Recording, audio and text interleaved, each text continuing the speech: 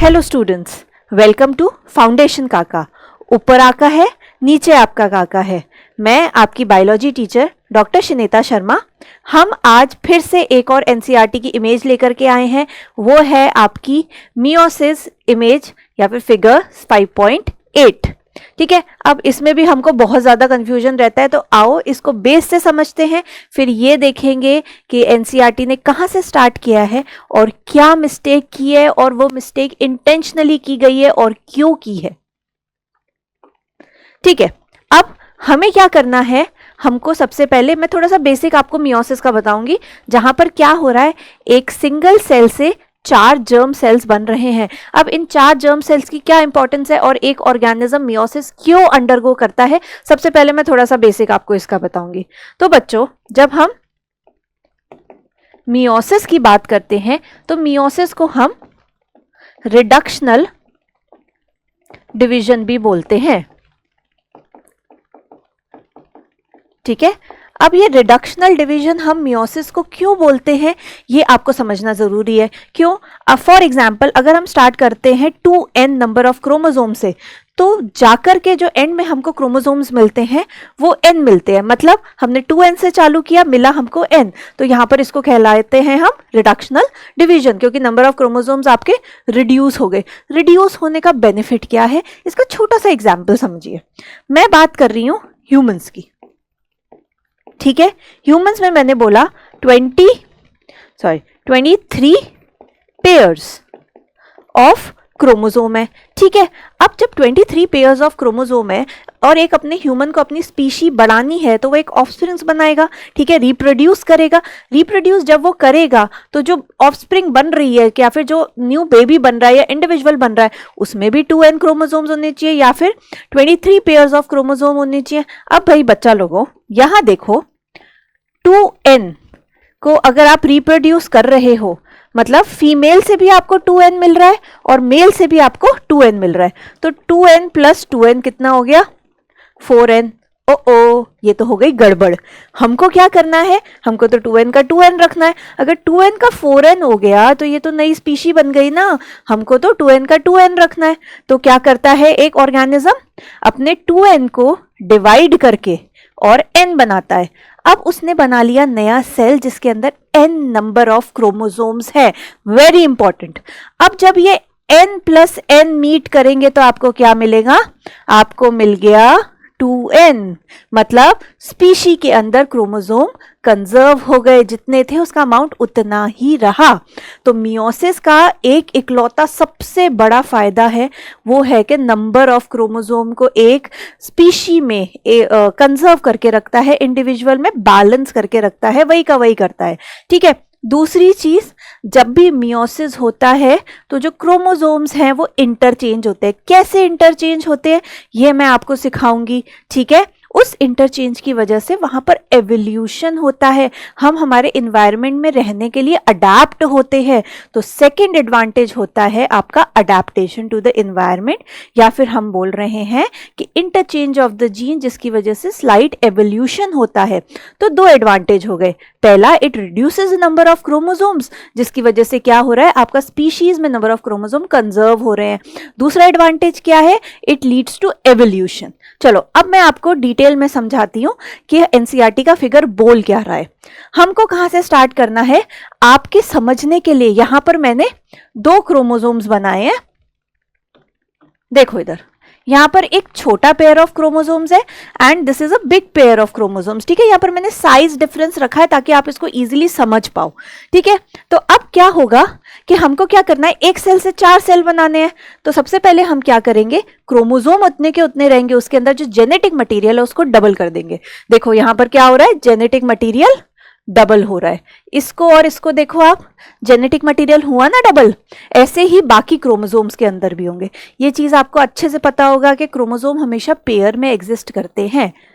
Next, अब क्या होगा, अब आप कंफ्यूज ना हो, मैं आगे सिर्फ एक पेयर ऑफ क्रोमोसोम के साथ चल रही हूँ, दूसरे पेयर ऑफ क्रोमोसोम के साथ नहीं चल रही, ठीक है। तो अब हम बात कर रहे हैं एक पेयर ऑफ क्रोमोसोम, मैंने इसी को आगे बढ़ाया है, ठीक है। अब क्या होगा कि ये जो पेयर है ये खुद को सेंटर में अरेंज कर देगा ऐसे वर्टिकल पैटर्न में, यही दिख रहा है आपको, वर्टिकल पैटर्न में अरेंज कर दिया। अब एक चीज आप समझिए, फॉर एग्जाम्पल ये मैं आपको सिखा रही हूं, ये जो मेरा हैंड है इसको आप सोचो ये क्रोमोसोम है, इस वाले क्रोमोसोम को देखो, इसके कितने हैंड्स है, 1 2 3 4। अब मेरी ये फिंगर देखो, 1 2 3 एंड 4, ठीक है, ये दो पेयर ऑफ क्रोमोसोम हो गए। अब नेक्स्ट स्टेज पे क्या होगा, ये दोनों इस तरीके से स्टिक हो जाएंगे, ये जिस पॉइंट से स्टिक होंगे, देखो ये वाला इससे स्टिक हो रहा है, ये नीचे इससे स्टिक हो रहा है, यहां पर इससे स्टिक हो रहा है, इधर इससे स्टिक हो रहा है। जैसे ही ये स्टिक होंगे, जिस पॉइंट पे स्टिक होंगे उस पॉइंट पे जो जीन्स होंगे, जो डीएनए होगा उसकी हो जाएगी अदला बदली, ठीक है, क्या होगा, उसकी हो जाएगी अदला बदली, ऊपर वाले नीचे को मिल जाएंगे, नीचे वाले ऊपर को मिल जाएंगे, ऐसे इंटरचेंज हो जाएंगे, ठीक है। तो क्या हुआ, हॉरिजॉन्टली खुद को अरेंज किया, उसके बाद क्या हुआ, यहां पर अदला बदली, इसको हम बोलते हैं क्रॉसिंग ओवर, ठीक है। ये जो क्रॉसिंग ओवर होती है यही वेरिएशंस के में रिजल्ट करती है, जो मैंने बात करी थी, evolution, change in the genes, ठीक है, म्यूटेशन, ये इसको रिजल्ट करती है एवोल्यूशन को, ठीक है। अब हम यहीं से कंटिन्यू करेंगे। अब नेक्स्ट क्या हुआ भाई, ये चीज क्या हुआ, जीन्स की अदला बदली हो गई, दैट इज क्रॉसिंग ओवर हो गया यहाँ पर जीन्स का। नेक्स्ट चीज क्या हुआ, बिल्कुल वही जैसे हमने माइटोसिस के अंदर पढ़ा था, आपके पास यहाँ पर सेंट्रोमियर से थ्रेड्स निकलेंगे, जिसको आपने बोला स्पिंडल फाइबर्स, ये कहलाते हैं, ये थ्रेड्स कहलाते हैं आपके स्पिंडल फाइबर्स। ये स्पिंडल फाइबर क्या करेंगे, इन क्रोमोसोम्स को आके पकड़ लेंगे, पकड़ के ये अपनी तरफ इसको पुल करेंगे। तो मतलब एक क्रोमोसोम एक पोल पे पहुंच गया, दूसरा क्रोमोसोम दूसरे पोल पे पहुंच गया। अब हम क्या करेंगे, जब ये पोल्स पे पहुंच गए तो हम सेल को सेंटर में से डिवाइड कर देंगे। अभी क्या स्टेज आई है, अभी एक सेल से बने हैं दो सेल, बन गए दो सेल, एक सेल से बन गए दो सेल, ठीक है। अब क्या होगा, इन्हीं दो सेल को हम लेकर के चलेंगे। अब सेम उसी तरीके से वापस से स्पिंडल फाइबर आएंगे, एक ही क्रोमोसोम को पकड़ लेंगे सेंटर में से, एक उसको ऊपर खींचेगा, एक उसको नीचे खींचेगा, तो जो क्रोमोसोम होगा वो बीच में से स्प्लिट हो जाएगा, ठीक है। देखो यहां से इस पॉइंट से होल्ड कर लिया, इस पॉइंट से होल्ड कर लिया। अब क्या हुआ, क्रोमोसोम हो गया दो के अंदर स्प्लिट, ठीक है, ये आपको दिख रहा है, क्रोमोसोम दो के अंदर स्प्लिट हो गया। अब जैसे ही दो के अंदर स्प्लिट होगा वापस से सेल डिवाइड हो जाएगा हाफ में। अब देखो यहां पर क्रोमोसोम हाफ हो गए, यहां पर क्रोमोसोम हाफ हो गए। वापस से देखो, हमने स्टार्ट कहां से किया था, हमने स्टार्ट किया था with a pair of chromosome. कहां से स्टार्ट किया, with a pair of chromosome. हमने एंड कहां पर किया, with single chromosome in each cell. या फिर मैं ये बोल सकती हूं कि हमने स्टार्ट किया था 2n से, यहां पर भी ये 2n ही था, इधर भी ये 2n ही था, यहां पर भी ये 2n था। आगे क्या हुआ, इधर भी ये 2n था, यहां भी ये 2n था। अब सेल डिवाइड हुआ, अभी भी 2n है, अब बन गया यहां पर n, ठीक है। अगेन क्रोमोसोम तो एक ही है, हमने क्या किया है, हमने ऑलरेडी जेनेटिक मटेरियल को डबल कर लिया था, ठीक है। तो ये अभी यहां पर n चलता हुआ आ रहा है क्योंकि जेनेटिक मटेरियल डबल है, ठीक है। यहां पर बना ये आपका n, तो हमने स्टार्ट किया था 2n से, हमने एंड किया n पे। अब आ जाओ एनसीईआरटी के फिगर पे, ये है वही बच्चों आपका एनसीईआरटी का फिगर, ठीक है। स्टार्ट कहां से हो रहा है, आप देखो, आपको ध्यान से देखना है साइज डिफरेंस, ठीक है। This is one pair of chromosome and this is second pair of chromosome, ठीक है। अब देखो कोरिलेट करते हैं, ये इन्होंने स्टार्ट किया है इस पॉइंट से, ठीक है, इस पॉइंट से। देखो यहां पर एनसीईआरटी ने आपको देना चालू किया है इस पॉइंट से, जहां पर ऑलरेडी इन्होंने क्रॉसिंग ओवर शो कर दी है, ठीक है। क्रॉसिंग ओवर शो कर दी, फिर हमने क्या बोला था, काइनेटोक्रोम से काइनेटोक्रोम पे आपके स्पिंडल फाइबर आके अटैच होंगे, ठीक है, और वो स्पिंडल फाइबर पुल करेंगे सेल्स को दोनों तरफ और दो सेल्स में डिवाइड हो जाएंगे। अब यहाँ पर दो पेयर्स लिया है, तो हर एक सेल में एक एक क्रोमोसोम जाएगा।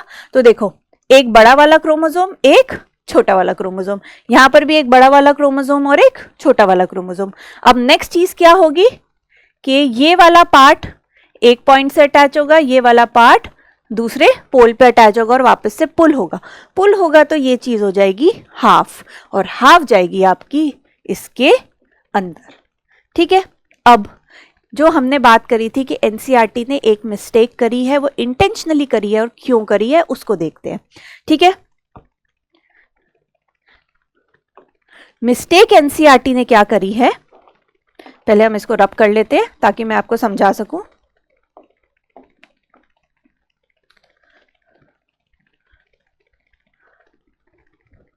एनसीईआरटी ने ये मिस्टेक करी है कि क्रोमोसोम का जो एक पेयर होता है वो हमेशा एक क्रोमोसोम दूसरे क्रोमोसोम से बिल्कुल अलाइक होता है, सेम होता है।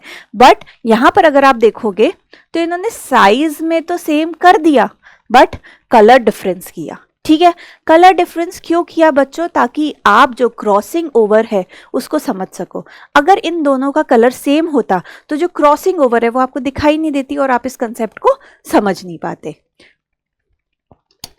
तो देखा आज हमने कितनी आसानी से एक इतने कंफ्यूजिंग फिगर को समझ लिया।